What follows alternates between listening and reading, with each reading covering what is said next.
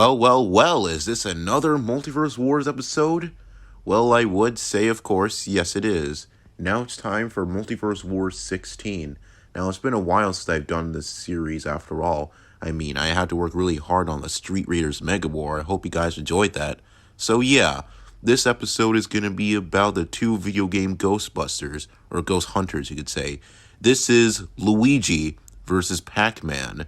So yeah, let's see which two of these video game icons would end up beating each other in a battle. So without further ado, let's get this straight to it. Luigi is one of the main protagonists of the Super Mario franchise. He is Mario's younger, taller, and thinner twin brother.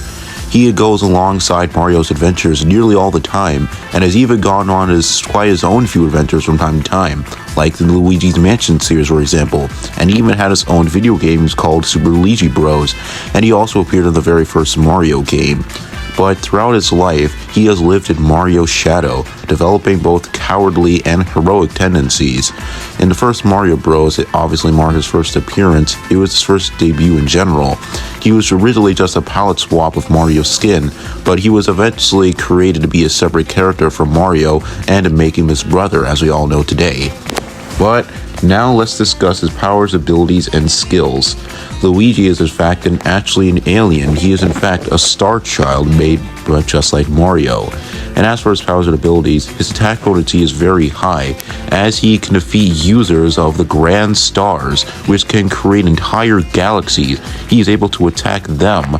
That's pretty strong in general. He's also pretty fast as well, as he was capable of reacting while being flung by a launch star. He was also capable of dodging attacks from the power of a grand star, which was powered up by Bowser. He can also tag-tip Starship Mario with his meteors, and he also flew across the center of the Earth in a short amount of time. So yeah, he's pretty fast as well. He's also pretty strong, as he can casually lift castles. Actually, he can scale to Mario, who was strong enough to lift up an entire castle. And also has the striking strength is also pretty strong as his attack potency. He is also highly fucking durable, as he is just as durable as Mario and can even scale to him. It can also be capable of the Lumas, which the Lumas are pretty durable by themselves. He also has high stamina. Due to being a star child, he can easily keep up in plenty of hours of time, and even for several days. He's also pretty intelligent, as basically, despite his cowardly nature, he is still a heavily experienced warrior, and is also highly experienced when it comes to combat and being a plumber. But as for his weaknesses, of course, he is typically portrayed as cowardly clumsy, so this can hinder his fighting abilities when he's really scared and doesn't really want to do it. So yeah.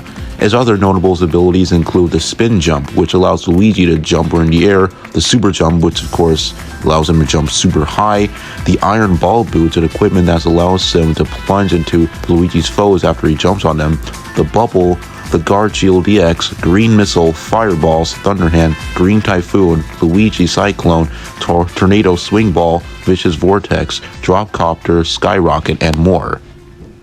From one gaming icon to another, now it's time we talk about Pac-Man. He is the main protagonist of the Pac-Man series. He is a very popular Namco mascot ever since his first appearance in 1980, which technically means that the Pac-Man series is older than the Mario series, since the first Mario game was released on September 13th, 1985, and the first Pac-Man game was released in 1980, so Pac-Man is older. But yeah, that's now irrelevant now. Let's talk about his powers and abilities, since Pac-Man as a character doesn't really have a lot of a story. He's just a gaming character.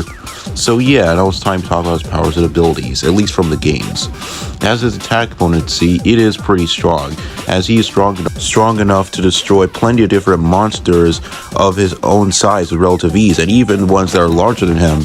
He was even able to kill King Galaxin, who was really big and possibly bigger than he was.